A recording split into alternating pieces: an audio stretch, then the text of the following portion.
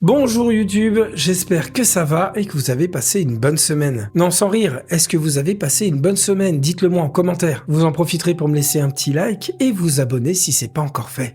Juste là. Et on continue donc notre saga consacrée à Blair Witch. Alors dans le premier épisode, on a ouvert le dossier avec les bandes retrouvées, le documentaire, le site internet et toute la matière autour de l'affaire. Dans le deuxième épisode, on est revenu sur Ellie Edward, la femme accusée de sorcellerie, bannie dans la forêt en plein hiver et qui deviendra le point d'origine de toute la malédiction de Blair. Aujourd'hui, on avance dans la chronologie en parlant de Robin Weaver, une enfant disparue dans les Black Hills, d'une vieille femme aperçue dans les bois, d'hommes partis à sa recherche, et d'un rocher où l'affaire va prendre une tournure bien plus violente. Aujourd'hui, on parle de Robin Weaver et du massacre de Coffin Rock.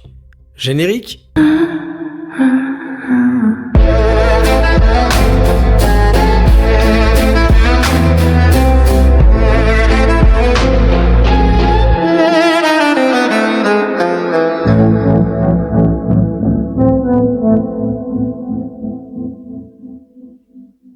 Dans les bandes de 1994, Heather, Josh et Mike recueillent plusieurs témoignages autour de Burkittsville. L'un d'eux vient de deux pêcheurs qui parlent d'une petite fille nommée Robin Weaver. Robin aurait disparu dans les Black Hills à la fin du 19e siècle. Elle aurait été absente pendant 3 jours, puis serait revenue sur le porche de sa grand-mère, vivante, mais avec une histoire tellement étrange que personne à Burkittsville ne sait quoi en penser. Elle raconte avoir vu une vieille femme dans les bois, une vieille femme dont les pieds ne touchaient pas le sol. Et dans cette scène, Heather reçoit un témoignage local, pas une preuve matérielle, pas un rapport officiel. Simplement 2 hommes qui parlent d'une histoire très ancienne, avec des hésitations, des souvenirs incomplets et des détails difficiles à vérifier. Puis le nom de Coffin Rock arrive.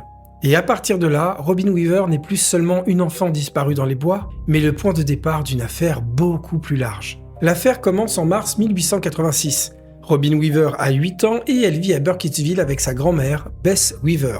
Un jour, alors qu'elle joue, elle disparaît dans les Black Hills. Selon les récits conservés autour de l'affaire, elle rencontre une vieille femme dans les bois. Robin la décrit en disant que ses pieds ne semblent jamais toucher le sol. Elle paraît glisser entre les arbres. Robin est alors emmenée plus loin dans les bois, sans poursuite, sans lutte. Tout ce qui reste, c'est l'image d'une enfant conduite à travers les Black Hills par cette silhouette qui ne touche pas terre. Robin raconte ensuite avoir été menée jusqu'à une maison isolée, un endroit perdu dans les bois que personne au village ne semble pouvoir situer clairement. La vieille femme la fait descendre dans une cave, puis lui dit d'attendre qu'elle va revenir. Robin, obéissante et apeurée, reste seule. Le temps passe, la vieille femme ne revient pas, et finalement l'enfant cherche une issue.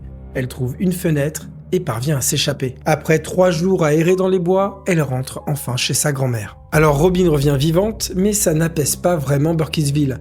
Au contraire, ce qu'elle raconte réveille une peur très ancienne, une peur qu'on a peut-être essayé d'oublier depuis plusieurs siècles. Une femme dans les bois, une enfant disparue, comme si le passé de Blair ressurgissait à nouveau pour se venger. Et pendant que les adultes essayent de comprendre ce qui est arrivé à Robin, un autre problème fait surface. Les hommes partis à sa recherche, eux, ne reviennent pas. Quand Robin disparaît, le village s'organise. Un premier groupe d'hommes entre dans les Black Hills pour la retrouver. Mais Robin revient seul. Le groupe, lui, ne réapparaît pas. Une seconde équipe est alors montée et part dans les bois. Cette fois-ci, il ne s'agit plus seulement de retrouver une enfant, il faut aussi retrouver les hommes qui étaient partis pour elle. Les recherches les mèneront jusqu'à Coffin Rock. Coffin Rock est décrit comme un grand rocher plat dans la forêt des Black Hills, à une vingtaine de minutes de Burkittsville, et on l'appelle aussi parfois Coffin Hill. La seconde équipe y découvre alors les hommes disparus. Ils sont nus, attachés les uns aux autres, bras et jambes liés. Les mains d'un homme sont attachées aux pieds du suivant, comme si les corps avaient été assemblés pour dessiner quelque chose. Les ventres sont ouverts, des marques sont signalées, écriture indéchiffrable, taillée avec précision dans la chair, symboles gravés sur le front, les mains et les pieds. Et les traces indiqueront que les hommes étaient encore vivants lorsque les sévices ont commencé. Les témoins ne déplacent pas les corps, ils repartent aussitôt chercher de l'aide. Et à l'époque, pas de photos, pas d'enregistrement. Ils partent immédiatement chercher de l'aide, et quand ils reviennent, les corps ont disparu. Plus rien. Seul restera, dit-on, pendant des semaines, l'odeur de la mort. Les témoins ont vu les corps, mais ils ne peuvent plus les montrer. Ils ont vu les marques, mais ils ne les ont pas recopiées. Ils ont retrouvé des hommes, puis les ont perdus une deuxième fois. et la forêt de Blair semble avoir cette habitude. Elle laisse juste assez de traces pour qu'on sache que quelque chose s'est passé, un nom, une date, un lieu, des témoins et une scène précise. Mais au moment où il faudrait une preuve définitive, cette preuve disparaît. La disparition des corps retire à Coffin Rock son statut de scène de crime. Elle transforme le massacre en rumeur et elle oblige l'histoire à survivre uniquement par les récits. Dans les bandes de 94, Heather se rend à Coffin Rock parce que le lieu fait déjà partie du dossier. Elle suit une histoire racontée avant elle. Robin Weaver, la vieille femme, la maison dans les bois, les hommes mutilés et les corps disparus. Elle filme le lieu, un rocher, l'eau, les arbres. À l'image, il n'y a presque rien. Mais toute cette histoire est déjà attachée à ce lieu. Et quand elle filme Coffin Rock, elle ne sait pas encore que son propre tournage va prendre la même direction que les récits qu'elle collecte. En 1886, des hommes sont entrés dans les bois pour retrouver Robin Weaver, on a retrouvé leurs corps, puis on les a perdus à nouveau. En 94, Heather, Josh et Mike entrent à leur tour dans les Black Hills pour documenter cette histoire. Quelques jours plus tard, eux aussi disparaîtront. Il ne restera que les bandes. Et c'est peut-être là que Coffin Rock prend une autre dimension dans le dossier. Ce n'est plus seulement une vieille histoire que Heather filme, c'est une annonce de ce qui va lui arriver. Le passé ne reste pas derrière elle, mais il l'attend dans les bois. Robin continue de vivre après l'affaire puisque les récits annoncent qu'elle est restée vivre à Burkittsville. Elle ne retournera jamais dans les bois et évitera toujours de reparler de cette histoire sauf dans un cadre familial. Avec le temps, elle dit oublier les détails, mais que deux images restent ancrées en sa mémoire. Le visage de la femme et surtout son sourire. Plusieurs décennies passent, puis arrive une autre affaire liée à Burkittsville. Rustin Parr. Quand Robin entend parler des voix qui auraient poussé Parr à tuer, elle aurait réagi d'une manière troublante. Elle aurait dit qu'elle connaissait ces voix. Cette phrase relie son expérience d'enfant à l'affaire Parr. Coffin Rock derrière elle et Rustin Parr devant nous. Avant d'arriver à Rustin Parr, il faut également noter que l'affaire Coffin Rock ne s'arrête pas au documentaire et aux bandes de 94. En 2000 sort un jeu vidéo sur PC, Blair Witch 2 The Legend of Coffin Rock. Il reprend précisément l'affaire Robin Weaver, la disparition dans les bois et le massacre de Coffin Rock.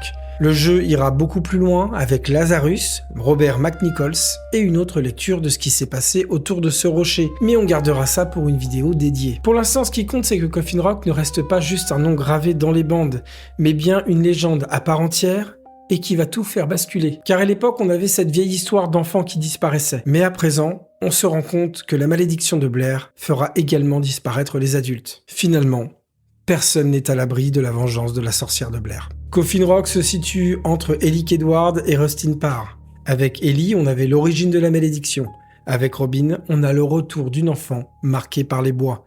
Avec Coffin Rock, on a le massacre de ceux qui étaient partis la chercher et la déclaration de guerre de la forêt au village de Burkittsville. Avec Rustin Parr, on aura un homme qui affirme avoir obéi à une voix. Chaque épisode ajoute une couche au dossier. Ellie Kedward, Robin Weaver, Coffin Rock puis Rustin Parr, chaque affaire est clairement liée à la sorcière de Blair. La prochaine fois, on parlera d'une des histoires les plus connues, Rustin Parr. Un ermite vivant dans les bois, 7 enfants assassinés, une maison tristement célèbre au milieu de la forêt. Et cette phrase qu'il répétera encore et encore après son arrestation, « La voix m'a dit de le faire ». Merci d'avoir encore suivi ce 3e épisode sur la saga Blair Witch, j'espère que ça vous plaît. Coffin Rock est plus petit en termes de dossier, mais on va repartir sur quelque chose de beaucoup plus gros et de beaucoup plus profond avec le prochain épisode sur Rustin Parr. Je vous dis à dimanche prochain, ciao!